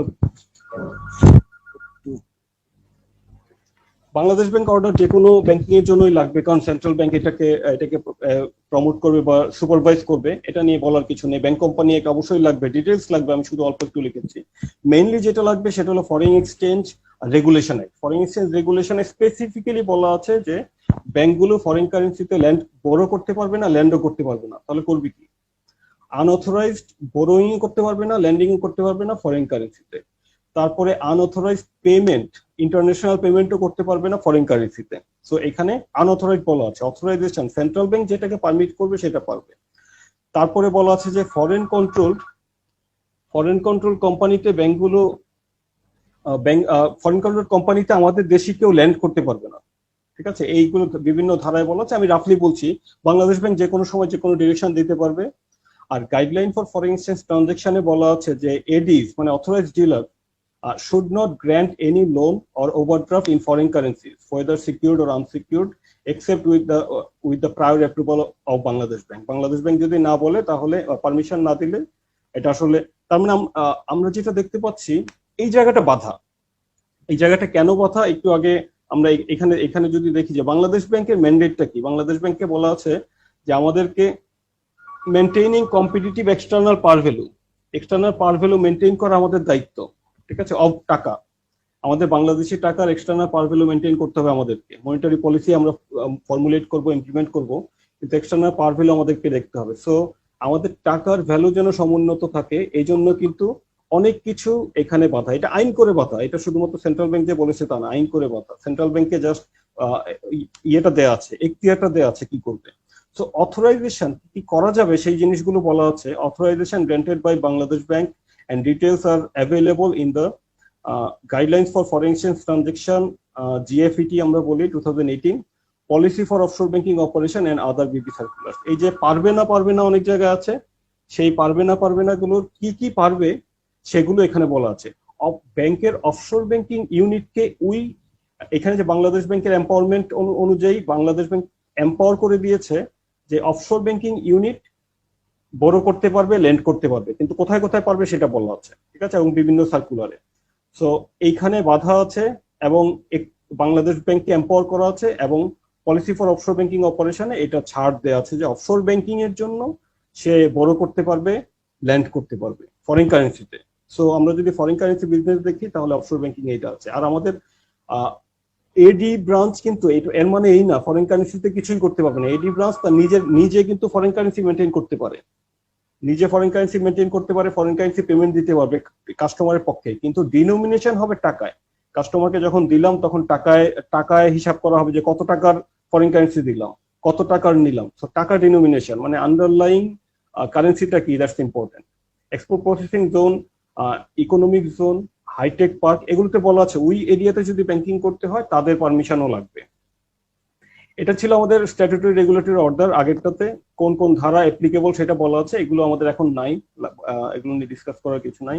বাংলাদেশ ব্যাংকের যে বিসিডি লেটার ছিল, চিঠি ছিল অফশোর ব্যাংকিং এর, এখানে কিছু রিল্যাক্সেশন দেওয়া ছিল যে স্ট্যাটুটরি ক্যাপিটাল ও রিজার্ভ লিকুইডিটি রিকোয়ারমেন্ট লাগবে না, তারপর সিআরআর এসএলআর লাগবে না, ঠিক আছে, এই ধরনের বেশ কিছু রিকোয়ারমেন্ট ছিল। কিন্তু যেই পারপাজে আমরা দিয়েছিলাম যে ডিরেক্টলি ইপিজেডে ব্যাংকিং করতে আসবে, সেই পারপাজ সার্ভ হয়নি। তো পরবর্তীতে আমরা কিছু সার্কুলারে কিছু বেনিফিট দিয়েছি, যে ইম্পোর্ট বিল ডিসকাউন্টিং যেটা আমরা বললাম, ইউপাসটার পারমিশন দেওয়া হয়েছিল 2010-এ, তখনই অফশোর ব্যাংকিংটা বাড়লো। এরপরে আমরা দেখেছি যে এক্সপোর্ট বিল তো আমরা চিরকালই ডিসকাউন্ট করতাম, এক্সপোর্ট বিল ডিসকাউন্ট না করে তো এক্সপোর্টার ফান্ড পাবে না। সো এক্সপোর্ট বিল চিরকালই ডিসকাউন্ট করতাম, কিন্তু আমরা এক্সপোর্ট বিল ডিসকাউন্ট করতাম বিডিটিতে। সো 2013-এ সেই এক্সপোর্ট বিল ডিসকাউন্ট করার সুযোগ দেওয়া হলো ফরেন কারেন্সিতে। তো ফরেন কারেন্সিতে ডিসকাউন্ট করতে পারবে এক্সপোর্ট বিল, সেখানে ওন অফশোর ব্যাংকিং থেকে বা বিদেশি ব্যাংক থেকে ফান্ড নিয়ে সেটা করতে পারবে, সেটা বলা ছিল। তো সেই জিনিসটা পরবর্তীতে অফশোর ব্যাংকিং এ সেপারেট হয়ে গেছে, সেটা পড়েছে, কিন্তু এক্সপোর্ট বিলটাও ফরেন কারেন্সিতে ডিসকাউন্ট করা যায়। আর হলো যে এক্সটার্নাল বরোইং হয়, বিদেশ থেকে বড় করতে চায় ফান্ড, সেটার ক্ষেত্রেও পারমিশন নিয়ে করতে পারবে, ইপিজেড এরিয়াতে বা ইপিজেড এর বাইরে হোক। তো এখন আমরা কিছু কিছু অফশোর ব্যাংকিং এর কিছু ডেভেলপমেন্ট দেখি ওভার দ্য পিরিয়ড। তো অফশোর ব্যাংকিং এর কিছু ডেভেলপমেন্ট যদি দেখি, সেটা ওভার দ্য পিরিয়ড কি হয়েছে, bank wide offshore banking loans and advances, এখান থেকে আমরা আসলে ধারণা পাবো আজকে আমরা কি স্টাডি করছি, কেন মানে এত স্টাডি করলাম, অফশোর ব্যাংকিং কি আসলে বেড়েছে না কমেছে, কতটুকু, ঠিক আছে, কেন অফশোর ব্যাংকিং নিয়ে আজকের এই সেশন, আমাদেরকে কেন জানতে হবে। তো এই জিনিসটা আমরা এখন দেখবো। তো এটা যদি দেখি যে এইচএসবিসির আমাদের এখন সবচেয়ে বেশি, মানে 2020-তে সবচেয়ে বেশি পোর্টফোলিও সাইজ হলো এইচএসবিসি। এইচএসবিসি 2006 থেকে এইভাবে গ্রো করেছে ওভার দ্য পিরিয়ড। তারপরে যদি আসেন, সেকেন্ড হলো আমাদের ইসলামী ব্যাংক। আমি যতগুলো ডেটা এখানে প্রেজেন্ট করছি, এই সবগুলো ডেটা কিন্তু পাবলিকলি অ্যাভেলেবল, তাদের আপনি ফাইন্যান্সিয়াল স্টেটমেন্ট দেখলে এই ডেটাগুলো পাবেন। সো পাবলিকলি অ্যাভেলেবল ডেটা আমি এখানে শেয়ার করছি, কোনো কনফিডেন্সিয়াল ডেটা না, ঠিক আছে। সো তো আমি একুমুলেট করেছি, যেটা একুমুলেট করতে আপনাদের হয়তো একটু সময় লাগতো, এতটুকুই পার্থক্য। তারপর হলো এসসিবি। এসসিবি দেখেন কতটুকু মানে গ্রো করছে, সবারই কিন্তু কম থেকে আস্তে আস্তে বাড়ছে, ঠিক আছে। এসসিবির পর সিটি ব্যাংক লিমিটেড, তারপর ইবিএল, তারপর যদি আসে স্টেট ব্যাংক অফ ইন্ডিয়া, এরপর যদি আমি সবগুলো একবারে দেখেছি, বেশি দেখাইনি, এই পাঁচটা। তো এইভাবে আর ওভারঅল আমি যদি total offshore banking portfolio growth দেখি, অফশোর ব্যাংকিং পোর্টফোলিও গ্রো করেছে এইভাবে, একদম একদম দেখেন গ্রোথটা অনেক হাই, সিম্পল না। কিন্তু এই জায়গায় এসে গ্রোথটা একটু স্লো হয়েছে, কারণ এখানে অফশোর ব্যাংকিং এ নতুন স্ট্রিম লাইন করা হয়েছে নতুন সার্কুলার দিয়ে। তো ওভার দ্য পিরিয়ড যদি দেখি, আমাদের 41 ব্যাংকস অফশোর ব্যাংকিং করে, তাদের 62 অফশোর ব্যাংকিং ইউনিট আছে। Most approvals are given during 2008 to 2010। আমরা যদি 2008 থেকে 10 পর্যন্ত দেখি, এই সবগুলো শুরুটা আসলে এই জায়গায়, ঠিক আছে, এর আগেও না, এরপরে এখানেও খুব বেশি নতুন শুরু হয় নাই, শুরুটা এই জায়গাতেই। So most approvals are given in 2008 to 2010। তো আমি একটু অ্যানোটেট করছি, আপনাদের ডিস্টার্ব লাগলে আমি সরি, বাট এটা আমার সুবিধা হয়। তো ডিসেম্বর 20-তে reported total offshore banking advance ছিল 63,000 crore, 63,000 কোটি টাকার অফশোর ব্যাংকিং অ্যাডভান্স ছিল ডিসেম্বর 2020-তে। তো এই 63,000 crore পুরো যেই ব্যাংকগুলো, এই 41টা ব্যাংকের পোর্টফোলিওর প্রায় 7%। এবং যদি পুরো ইন্ডাস্ট্রির বলি, তার মানে 61টা ব্যাংকের কথা যদি বলি, তাদের হলো 5.5%। তো আমি এখন একটা সিম্পল ইনফরমেশন পেয়ে গেলাম যে আমাদের দেশের অফশোর ব্যাংকিং কতটুকু, 5.5%। কিন্তু কিছু কিছু ব্যাংক আছে তাদের 5.5% না, তাদের 50%-এর উপরে অফশোর ব্যাংকিং কিছু ব্যাংক আছে, আমরা দেখবো। So arithmetic average of growth from 2006, এটা যদি দেখি, সেটা হলো 43%। Huge growth over the period. এইটা যদি আমি না কমাতাম, এর আগে যদি দেখি, এখানে 48% গ্রোথ, অফশোর ব্যাংকিং এর গ্রোথ ছিল অ্যারিথমেটিক অ্যাভারেজ 48%। আশ্চর্যজনক, আমাদের ক্রেডিট গ্রোথ হয় 15-16%। 48% গ্রোথ কিভাবে সম্ভব, কি আছে এখানে, এত দ্রুত সবাই কেন ইনক্লাইন্ড হয়ে যাচ্ছে অফশোর ব্যাংকিং এর দিকে? এটা একটা ভেরি ইন্টারেস্টিং টপিক আমাদের এটা অ্যাসেস করার। আরেকটু যদি ফ্যাক্টস এন্ড ফিগার দিকে তাকাই, যে আমাদের মার্কেট শেয়ারের কি অবস্থা, কখন থেকে মার্কেট শেয়ার, আমি একদম লাস্টে যাব না, 2006 না, আমি 2020-তে যদি চিন্তা করি, তো টপ মার্কেট শেয়ার নিচে আছে। আমরা টপ 5 মানে মার্কেট কম্পিটিটিভনেস এর কি অবস্থা, top 5 in December 20, top 5 bank constitute 47% of the whole market share. এর আগে কিন্তু মার্কেট শেয়ার আরো অনেকের বেশি ছিল, টপ 5 এর আরো বেশি ছিল। তো এটা যদি এটা 52% ছিল ডিসেম্বর 18-এ, এটা হয়েছে এখন 47%। সো কম্পিটিটিভনেস বেটার হচ্ছে, আমরা যদি বলি কম্পিটিটিভনেস বেটার হচ্ছে, আরো বেশি মার্কেট পার্টিসিপেন্ট এখানে কম্পিট করছে। তো যত কম্পিটিশন হবে তত মার্কেট এফিসিয়েন্ট হবে, মার্কেট ম্যাচিউর হবে। সো আরো যদি দেখি যে এক একটা ব্যাংক তার বিজনেসের কতটুকু অফশোর ব্যাংকিং, কতটুকু অনশোর ব্যাংকিং, বা রাফলি যদি বলি offshore bank OBU and DBU, domestic banking unit, offshore banking unit, domestic banking unit, আমরা যদি দেখি, তো এখানে দেখতে পাচ্ছি State bank of India December 20-তে, স্টেট ব্যাংক অফ ইন্ডিয়ার অ্যারাউন্ড 77 or 78% হলো তার অফশোর ব্যাংকিং। সো এটা mostly incline to offshore banking. উরি ব্যাংক 58 বা 59% হলো অফশোর ব্যাংকিং। এইচএসবিসি তার 55 বা এই পার্সেন্টেজ অফশোর ব্যাংকিং। তো এইখান থেকেও কিন্তু আমরা আমাদের ব্যাংকগুলোর একটা আইডিয়া পাই যে কে কতটুকু অফশোর ব্যাংকিং করছে। আমরা কিন্তু আজকে মোটামুটি একটা ক্লিয়ার পিকচার পেয়ে যাচ্ছি যে অফশোর ব্যাংকিং এ যদি যেতে চাই তাহলে কাদের এখনো অ্যাভেলেবল ফান্ড আছে, বা কারা বেশি আছে, কারা বেশি এক্সপার্ট, কাদের আরো এক্সপার্টাইজ, কারা এখন বেশি করতে চাইবে। ঠিক আছে, এই ধরনের অনেক ইনফরমেশন আমরা এখানে পাবো। ঠিক আছে, so this part is onshore অথবা DBU and this part is offshore বা ওবিইউ রাফলি যদি বলি। তো এখানে কিছু ইনফরমেশন যদি আমরা দেখি, টোটাল লাইবিলিটিজ এর 26% সোর্স করেছে প্যারেন্ট বা ডিবিইউ থেকে। সো আমাদের টার্গেট কিন্তু অফশোর হবে, বিদেশ থেকে সোর্স করবে ফান্ড, বিদেশ থেকে সোর্স করবে, আমাদের ফরেন রেমিটেন্স বাড়বে বা বিদেশ থেকে ফান্ড আসবে। এটা আমরা সবসময় ধরে নিয়েছি যে এটা আমাদের দেশের জন্য ভালো। ঠিক আছে, তারপর এইটাই ডোমেস্টিক ব্যাংকগুলোর জন্য প্যারেন্ট থেকে নিয়েছে হলো 31% এবং ফরেন ব্যাংকগুলো 18% নিয়েছে প্যারেন্ট থেকে। সো ডোমেস্টিক ব্যাংকগুলো 31% প্যারেন্ট থেকে নেওয়া, এটা আসলে তার মানে হলো বিদেশ থেকে টাকা তেমন আসছে না। আর যদি এই ফান্ডিংটাই দেখি, প্যারেন্ট থেকে যে ফান্ডিংটা নিচ্ছে সেটা তাদের রেগুলেটরি ক্যাপিটাল 2019 এর রেগুলেটরি ক্যাপিটালের 15%। রেগুলেটরি ক্যাপিটালের ডেফিনেশনটা একটু ভিন্ন। আমাদের ইকুইটি আমরা ব্যালেন্স শিটে যেটা দেখি সেটা না, বেজেল গাইডলাইন আছে, সেই গাইডলাইন অনুযায়ী টিয়ার 1 ক্যাপিটাল, টিয়ার 2 ক্যাপিটাল, এই রেগুলেটরি ক্যাপিটাল সেটার 15%। ডোমেস্টিক ব্যাংকের জন্য এটা হলো 14.40% এবং বিদেশি ব্যাংকগুলোর জন্য এটা হলো 33% অ্যারাউন্ড। মোস্ট ইম্পর্টেন্টলি আমরা যে অফশোর ব্যাংকিং করি, যে আমরা ব্যাংকিং করে মোটামুটি ছড়িয়ে ফেলছি, আমরা অনেক কিছু করছি নন রেসিডেন্টের সাথে। ব্যাংকিং বলতে তো আমরা ল্যান্ডিং বুঝি, ডিপোজিট টেকিং বুঝি, কিন্তু আমাদের এক্সপিরিয়েন্স কি? আমাদের এক্সপিরিয়েন্স হলো যে 70% of total advance is bill purchased and discounted. তার মানে এখানে ল্যান্ডিং নাই, জাস্ট বিল পারচেজ করেছে 70%। তারপর এটা ডোমেস্টিক ব্যাংকের জন্য হলো 66% এবং ফরেন ব্যাংকের জন্য 75%। তো এই জিনিসটাই আরো বেশি ছিল, বিল পারচেজ 76% ছিল 2018-এ। ঠিক আছে, আরো যদি দেখি যে ডিপোজিট আনবে বিদেশ থেকে, বিদেশি নন রেসিডেন্টরা এখানে ইচ্ছা মতো ডিপোজিট করবে, আমরা যেরকম আমাদের দেশে ডিপোজিট করি, বিদেশিরা আমাদের দেশে ডিপোজিট করবে, তো এরকম মনে করেছিলাম, সেটা করেছে 3.5%, 3.48%। তো এটা নেগলিজিবল। আসলে অফশোর ব্যাংকিংটা পিওর অফশোর ব্যাংকিং আমাদের দেশে হয় নাই।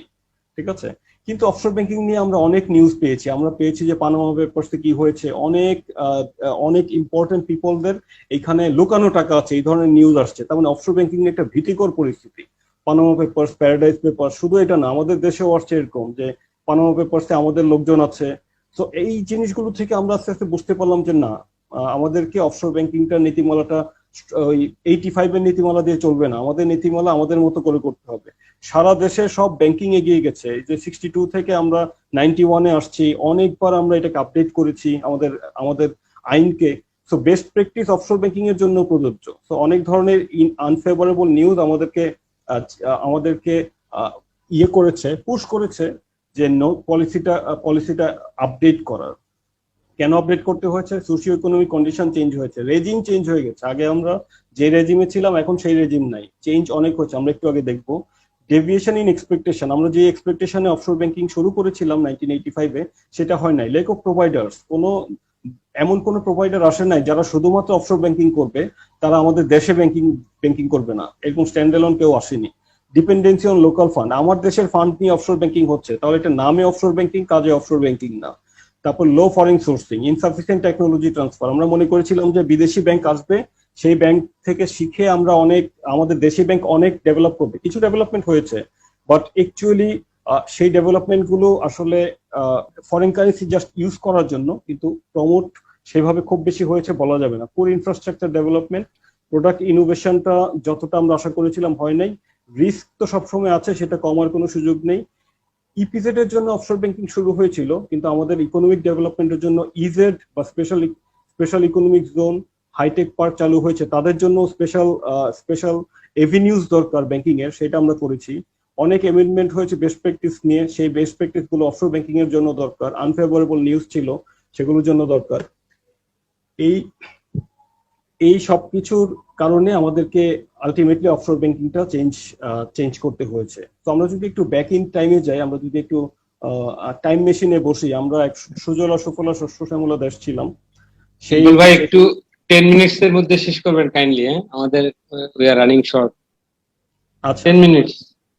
10 মিনিটস, ওকে, 10 to 15 মিনিটস লাগবে। ঠিক আছে, সো আমাদের ইকোনমিক গ্রোথ যদি দেখি, exponential growth over the period. আমাদের জিডিপি ইজ ভেরি হাই। আমাদের আর্নিং প্রজেকশন বা যে কোনো প্রজেকশন, আমাদের pre Covid GDP growth rate ছিল 8%। জিডিপির কোভিড এর মধ্যেও কিন্তু আমরা 5.2% জিডিপি গ্রোথ রেট পেয়েছি। সো আমরা যদি দেখি 61 ব্যাংক আছে, আমাদের ইকোনমি সাইজ অনেক বড়। আমাদের এখানে ইম্পর্টেন্ট জিনিস হলো ব্যাংকস এর ডিপোজিট হলো প্রায় 13 লক্ষ কোটি, অ্যাডভান্স হলো 11 লক্ষ কোটি, বা লোনস অ্যাসেট সাইজ হলো 17 লক্ষ কোটি।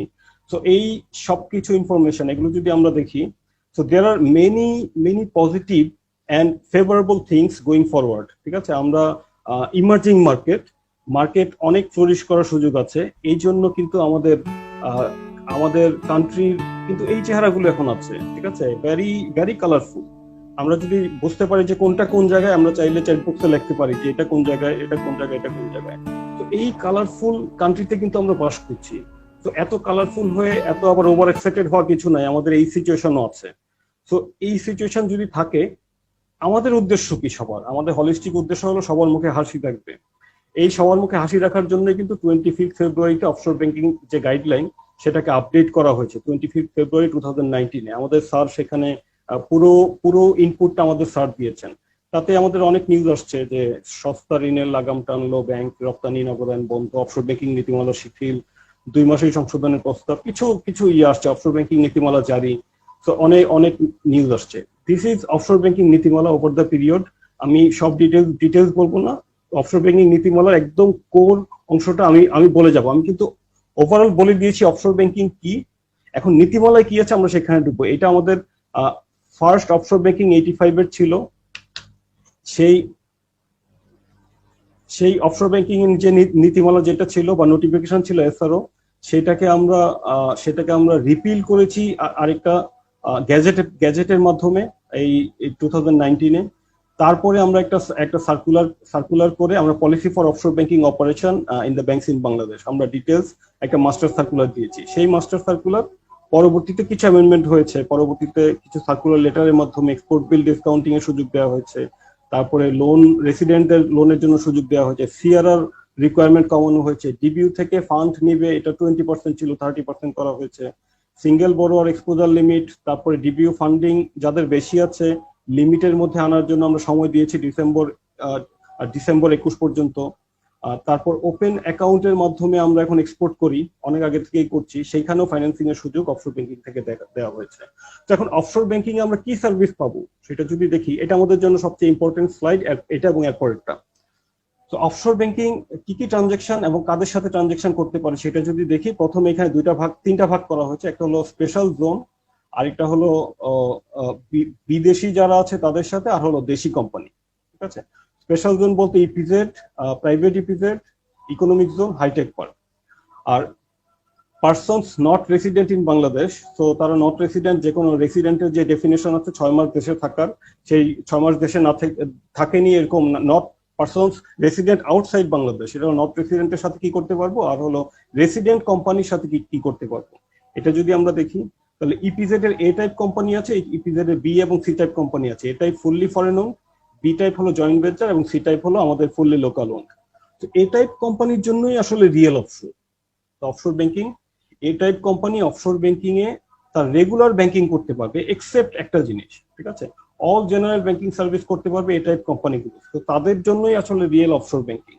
তো কোন জিনিসটা করতে পারবে না সেটা হলো mid and long term finance নিতে হলে তাদেরকে বাংলাদেশ ব্যাংক থেকে পারমিশন নিতে হবে। বাকি সব ক্ষেত্রে তারা নিজেরাই সব করতে পারবে। তারা এলসি করবে, তারা তাদের ডিপোজিট করবে, অ্যাকাউন্ট ওপেন করবে, current account, fixed account, savings account, যা ইচ্ছা সব করতে পারবে। বি টাইপ কোম্পানিগুলো শর্ট টার্ম লোন নিতে পারবে, জয়েন্ট ভেঞ্চার যারা, এটা ফ্রিলি নিতে পারবে, পারমিশন লাগবে না, কিন্তু মিড এবং লং টার্মের জন্য আমাদের বাংলাদেশ ব্যাংকে পারমিশন লাগবে। তো এইটা হলো স্পেশাল জোনের কোম্পানিগুলো কি ট্রানজেকশন করতে পারবে অফশোর ব্যাংকিং এর সাথে, এখানে সবকিছু পড়ে যায়। আর হলো নন রেসিডেন্ট যদি হয়, নন রেসিডেন্টকে আবার দুইটা ভাগে ভাগ করা আছে, একটা হলো ন্যাচারাল পারসন, আমি আপনি, স্যালারিড পারসন যারা, আর হলো জুরিস্টিক পারসন। জুরিস্টিক পারসন হলো কোনো একটা এন্টিটি, একটা ট্রেড লাইসেন্স আছে, সে একটা জুরিস্টিক পারসন, ঠিক আছে, বা একটা কোম্পানি। সো কোন কোম্পানির সাথে তাদের থেকে ডিপোজিট এবং বোরিং করতে, তাদের থেকে ডিপোজিট কালেক্ট করতে পারবে, তাদের থেকে লোন নিতে পারবে অফশোর ব্যাংকিং, আমাদের বাংলাদেশের ব্যাংকগুলো অফশোর ব্যাংকিং এর মাধ্যমে, এবং তাদেরকে লোন দিতে পারবে, কিন্তু আমাদের বাংলাদেশ ব্যাংকে পারমিশন লাগবে, আবার সেই লোনটা দিতে হবে ফুললি কভার্ড, আনকভার্ড লোন দিতে পারবে না। সো ফুললি সিকিউরিটি দিয়ে অথবা গ্যারান্টি দিয়ে কভার্ড লোন দিতে পারবে উইথ, তারপরে পারমিশন লাগবে বাংলাদেশ ব্যাংকের। সো এটা হলো বিদেশি জুরিস্টিক পার্সনের সাথে। আর ন্যাচারাল পার্সন হলে বিদেশি কেউ যারা এনআরবি আছে, ঠিক আছে, তাদের থেকে শুধুমাত্র ডিপোজিট নিতে পারবে, তাদের ডিপোজিট অ্যাকাউন্ট করতে পারবে। সো তাদেরকে ল্যান্ড করতে পারবে না, ইন্ডিভিজুয়াল পার্সনকে ল্যান্ডিং করা যাবে না। বাংলাদেশের যারা কোম্পানি আছে, রেসিডেন্ট কোম্পানি, তাদের সাথে কি করতে পারবে? তো তাদের এক্সপোর্ট এবং ইম্পোর্ট বিল এগুলো ডিসকাউন্ট করতে পারবে। তারপর লং টার্ম ফাইন্যান্স করতে পারবে, সেটা হলো ইনভেস্টমেন্ট, বাংলাদেশ ব্যাংকের ফরেন এক্সচেঞ্জ ইনভেস্টমেন্ট ডিপার্টমেন্টের পারমিশন নিয়ে। আর এটা হলো ওপেন অ্যাকাউন্টে যদি কোনো এক্সপোর্ট হয় সেটা ফাইন্যান্সিং করতে পারবে, প্রোভাইডেড দ্যাট ইন্টারন্যাশনাল গ্যারান্টি আছে, সেটা আমরা ইন্ডিভিজুয়াল সার্কুলারে গেলে হয়তো দেখতে পারবো। সো এইখানে আমাদেরকে খেয়াল রাখতে হবে, আমরা যারা অফশোর ব্যাংকিং এর সাথে করতে চাই বা ফাইন্যান্সিং করতে চাই, আমরা কোথায় পড়ি? আমরা কি এখানে পড়ি? আমরা এখানে আছি না এখানে আছি? মোস্টলি আমার ধারণা যারা দেশে আছেন তারা হয় এটাতে পড়বেন, অথবা ইপিজেড এরিয়ার কোম্পানি হলে এটাতে পড়বেন। সো কি কি ট্রানজেকশন করতে পারবেন সব এখানে বলা আছে। সো এটা হলো আমাদের কাস্টমার সাইড থেকে কি কি সার্ভিস আমরা অফশোর ব্যাংকিং এ পাবো সেটার জন্য ইজি। ব্যাংকের জন্য কিছু রেগুলেশন আছে। আজকের প্রেজেন্টেশনটা আমার ব্যাংক স্পেসিফিক না, প্রফেশনাল স্পেসিফিক বা প্র্যাকটিশনার স্পেসিফিক, সেজন্য আমি ব্যাংকের গুলো খুব সামারি করে নিয়ে আসছি। যে অফশোর ব্যাংকিং হলো ব্যাংকের একটা type of service, separate business line, শুধু এটা সাবসিডিয়ারি না। তো সেই জন্য যেহেতু সেপারেট বিজনেস লাইন, এটা ব্রাঞ্চের মতো, এটা তাদের সলো অ্যাকাউন্টসের পার্ট। সলো অ্যাকাউন্টসের পার্ট যখনই হয়ে যাবে, তখন ইন্ট্রা কোম্পানি যে ট্রানজেকশন গুলো এগুলো অফসেট হবে, একটা অফসেট হয়ে ফান্ডেড নন ফান্ডেড যত ট্রানজেকশনই হোক, কিন্তু যখন আমি ওভারঅল রিপোর্ট করব তখন ওই অফসেট হয়ে যাবে। সো ডাবল কাউন্টিং যেন না হয়, ঠিক আছে? ইন্ট্রা কোম্পানি ট্রানজেকশন আমরা যেভাবে করি সেট অফ হয়ে যাবে। তারপরে যদি বলি যে applicable for capital requirement, minimum capital requirement, তারপর leverage ratio, liquidity coverage ratio, net stable funding ratio, এই ক্যাপিটাল রিকোয়ারমেন্ট গুলো অফশোরের জন্য প্রযোজ্য। ক্লাসিফিকেশন প্রভিশনিং অফশোরের জন্য প্রযোজ্য। সিআইবি দেখতে হবে, এক্সপোজার লিমিট যা আছে লিমিট গুলো অফশোর সহ অ্যাপ্লিকেবল হবে। যেমন ফান্ডেডটা হবে 15% এর মধ্যে থাকতে হবে। টোটাল ফান্ডের একটা গ্রুপকে যখন দিব, ফান্ডেড প্লাস নন ফান্ডেড 35, এটা হলো নর্মাল, কিছু এক্সেপশনাল আছে। Open position limit, asset liability management, anti money laundering সবকিছু অফশোর সহ পুরো ব্যাংকের জন্য, যেহেতু এটা ব্যাংকের পার্ট, এটাকে সেপারেটলি দেখার সুযোগ নাই। অফশোর ব্যাংকিং এর মাধ্যমে যত জায়গায় লোন দিবে, সেটা 75% আমাদের দেশে দিতে হবে, দেশের বাইরে সর্বোচ্চ 25% দিতে পারবে। এবং 25% দিলে আমরা দেখেছি যে এটা কভার্ড হতে হবে 100% কভার্ড দেশের বাইরে দিলে। তো লোনটা দেশের মধ্যে হবে 75% কমপক্ষে। ইনভেস্টেবল ফান্ড, অফশোর ব্যাংক কতটুকু ইনভেস্ট করতে পারবে, লোন দিতে পারবে? অফশোর ব্যাংক তার নিজের কাস্টমার থেকে যত ফান্ড কালেক্ট করতে পারবে সবই ইনভেস্ট করতে পারবে। যদি না পারে বা পারলেও যদি আরো নিতে হয়, ডিবিইউ থেকে বা আমাদের দেশি ফান্ড নিতে পারবে তার রেগুলেটরি ক্যাপিটালের 30%। এটা 20% ছিল, পরে 30% করা হয়েছে। সো আরো যদি দেখি আমরা, সিআরআর, আমাদের ব্যাংকগুলো সিআরআর রিকোয়ারমেন্ট 4% হলেও অফশোর ব্যাংকিং এর জন্য সিআরআর রিকোয়ারমেন্ট 2%। সো এখানে একটা রিল্যাক্সেশন আছে। No placement of fund to DBU, offshore থেকে ওবিইউর মাধ্যমে ফান্ড এনে ডিবিইউ তে ফান্ড প্লেস করা যাবে না, কারণ আমরা জানি যে ফরেন এক্সচেঞ্জ রেগুলেশন অ্যাক্ট এবং গাইডলাইনে ডিবিইউর ফরেন কারেন্সি বোরোয়িং বাধা দেওয়া আছে। এখন অফশোরে এটা ওপেন করা আছে, যদি এখানে প্লেস করার সুযোগ থাকে তাহলে ওই বাধাটার কার্যকর থাকবে না, অফশোরের মাধ্যমে নিয়ে ডিবিইউ তে প্লেস করবে। সো আমাদের আইনের কার্যকারিতা থাকবে না, পার ভ্যালু অফ টাকা মেনটেন হবে না। Funds from one offshore banking may be placed to other offshore banking of other banks. So এক ব্যাংকের অফশোর থেকে আরেক ব্যাংকের অফশোর ব্যাংকে ফান্ড প্লেস করা যাবে। ইসলামিক শরিয়া বেসড ব্যাংক যেগুলো বা যাদের সেই সার্ভিস আছে, তারা অফশোর ব্যাংকিং ও সেরকম সার্ভিস দিতে পারবে। সেম নস্ট্র অ্যাকাউন্ট একটা ইউজ করেই অফশোর এবং অনশোর ব্যাংকিং দুইজনেরই ট্রানজেকশন করা যাবে, কিন্তু সেপারেট বুকস অফ অ্যাকাউন্টস রাখতে হবে যে কোনটার পার্ট কতটুকু। Current account, savings account, different term deposit account open করা যাবে অফশোর ব্যাংকিং এ প্রয়োজনীয়। এলিজিবল বা পারমিসিবল অ্যাক্টিভিটিজের জন্য কোনো বাধা নেই। মিডিয়াম এবং লং টার্ম লোনের জন্য ইন্ডাস্ট্রিয়াল লোন যদি রেসিডেন্ট কোম্পানি নিতে চায়, বাংলাদেশ ব্যাংকের পারমিশন নিয়ে সেটা দিতে পারবে। এরপর যদি যাই, আমার প্রায় শেষ, এরপর যদি যাই যে মিডিয়াম এন্ড লং টার্ম ইনভেস্টমেন্টের ক্ষেত্রে অফশোর ব্যাংকিং এ কি পারমিশন লাগবে, সেখানে একটা অ্যানেক্সার আছে, সেই অ্যানেক্সার ফলো করে বাংলাদেশ ব্যাংকে আবেদন করতে হয়। ব্যাংক আবেদন করবে কাস্টমারের পক্ষে, তো কাস্টমার সব ডেটা দিবে, সেটা ব্যাংক তার বোর্ডের পারমিশন নিয়ে আবেদন করবে। সেখানে লেন্ডার ব্যাংকের ইনফরমেশন দিতে হয় যে কে আবেদন করছে তার বিভিন্ন ইনফরমেশন, তারপরে বোরোইং এন্টিটি কে বোরো করতে চায় তার বিভিন্ন ইনফরমেশন দিতে হবে, তারপরে টাইপ 3 হলো যে লোন কোন লোন দিচ্ছে সেই লোনের ইনফরমেশন দিতে হবে, কত ম্যাচুরিটি, কতদিন, ইন্টারেস্ট রেট কত, এই ধরনের ইনফরমেশন দিতে হবে পারপাস অফ বোরোইং। ডিফারেন্ট ইনফরমেশন দেওয়ার পর সাথে অ্যাটাচ করতে হবে ডিফারেন্ট ডকুমেন্ট অ্যাটাচ করে যদি দেওয়া হয়, এখানে লিস্ট আছে, সিম্পল, এটা আমাদের কাছে কঠিন কিছু না। এটা যদি দেওয়া হয় তারপরে আমাদের সেন্ট্রাল ব্যাংক এটা প্রসেস করবে। এখন আমাদের আজকের এই সেশন থেকে টেক অ্যাওয়ে কি, আমরা কি দেখলাম? ঠিক আছে, অনেক কথা বলেছি। তো সিএমএ প্রফেশনালদের জন্য টেক অ্যাওয়ে কি? CMA professionals are contributing in the development of true and fair financial, cost and managerial reporting as per the applicable generally accepted accounting principle। কি আছে আমাদের এফআরসি কর্তৃক ইমপ্লিমেন্টেড যে international accounting standard, international financial reporting standard interpretation কমিটির যে report আছে, international financial reporting interpretation কমিটির যে রিপোর্ট আছে, সেটার পাশাপাশি আমাদের কিন্তু আরো জিনিস আছে। কি আছে? গ্যাসেপস আছে, generally accepted cost accounting principle, যেটা আমরা অতিরিক্ত পড়ি। তো আমাদের 31টা বাংলাদেশ কস্ট অ্যাকাউন্টিং স্ট্যান্ডার্ড আছে, এই জিনিসটা আমাদেরকে জানতে হয় in addition to general financial accounting standard গুলো। সো এইগুলো আমরা স্ট্রিক্ট এথিক্যাল স্ট্যান্ডার্ড ফলো করে আমরা আমাদের কাজ করে থাকি সিএমএ প্রফেশনালরা। তো জুরিস্টিক সার্ভিস যদি বলি, আমাদের এম্পাওয়ারমেন্ট কি? সিএমএ এর practice includes costing and pricing, providing expert opinion on management decision making, auditing and certifying cost and management accounting files and reports, preparation, verification, audit and certification of books of accounts as stated under section 220 of the Companies Act 1994। এই কাজ হলো আমরা CMA প্রফেশনালরা করি। তাহলে আজকের offshore banking থেকে আমরা কি পাচ্ছি? টেক অ্যাওয়েটা কি? সিএমএ প্রফেশনালরা কি পাবে? আমরা আজকে দেখলাম alternative financing. So alternative financing can open up unexplored opportunities to compete with competitive advantage। So এইখানে কিছু আমরা কম্পিটিটিভ অ্যাডভান্টেজ পেতে পারি, ঠিক আছে, যে জিনিসটা আরেকজন এক্সপ্লোর করে নাই, যেটা আমরা বলেছি ডাইভার্সিফিকেশন। তো এখানে ইন্টারেস্ট রেট কম হবে, আমাদের কস্ট কন্ট্রোল হবে, দ্যাটস ভেরি ইম্পর্টেন্ট। আমরা বলেছি যে লাইভর 6 মান্থ লাইভর এখন 0.2%-এরও কম, ঠিক আছে। তো আগে 1.18% ছিল, এখন 0.2%।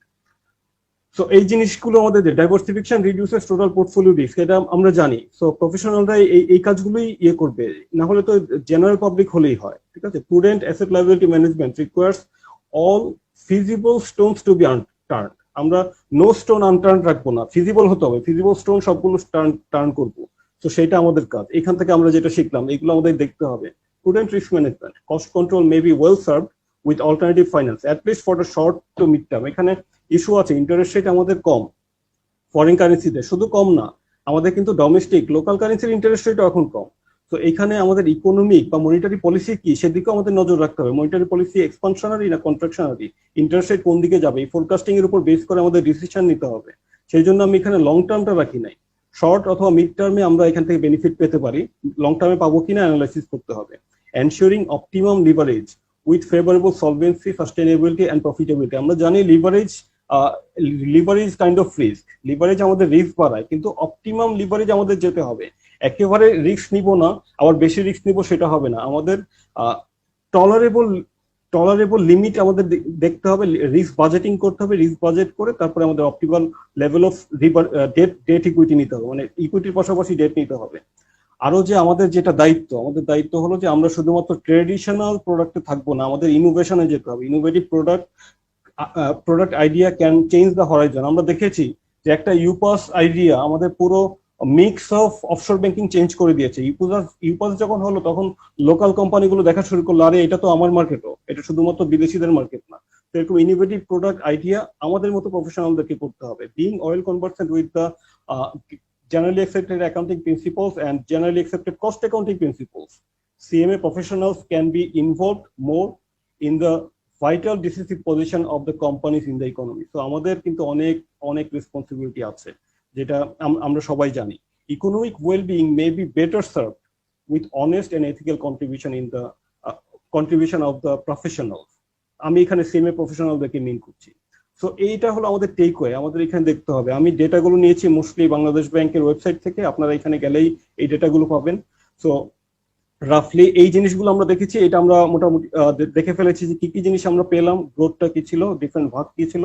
কোশ্চেন অ্যান্সার সেশনটা আমাদের মান্নান ভাই কন্ডাক্ট করবে। তো তার আগে আমি একটা কথা বলি যে এখন আমরা একটু চেক আউটে যাই যে আমরা আসলে এখন কেমন ফিল করছি। এটা কি খুব টাফ ছিল আজকের এই অফশোর ব্যাংকিং? আমরা দেখলাম গ্রোথ, একেবারে সব মুখস্থ থাকার দরকার নেই। আমরা অফশোর ব্যাংকিংটা কি সেটা বুঝতে পেরেছি কিনা, অফশোর ব্যাংকিং এ আমার কি অপরচুনিটি থাকতে পারে সেটা বুঝতে পেরেছি কিনা, তাহলে এখন আমরা কেমন ফিল করছি যদি আমরা একটু বলি। আমি একজন দেখতে পাচ্ছি যে নাইস, আরেকজন কনফিডেন্ট, ভেরি গুড, আরেকজন উইল ইন্টারেস্ট রেট। আচ্ছা, একটা কোশ্চেনটা আমরা পরে দেখবো। Feeling confident, that's great Munna ভাই। তো আমরা একটা ফিলিং দিয়ে শুরু করেছিলাম, এখন আরেকটা ফিলিং এসে শেষ করলাম। Nice cool, okay, good good, thank you very much. আমি অনেক সময় নিয়ে ফেলছি, আমি জানি আমার স্যার ওয়েট করছে আমার শেষ হওয়ার জন্য, আরেকটু হলে খবর আছে। তো আমি এখন ইয়ের কাছে চলে যাই। Thank you very much. Question answer সেশনে আমি ওভার টু ইউ মানান ভাই। Thank you very much, thanks for patience hearing. Manan ভাই, thank you very much Iqbal ভাই।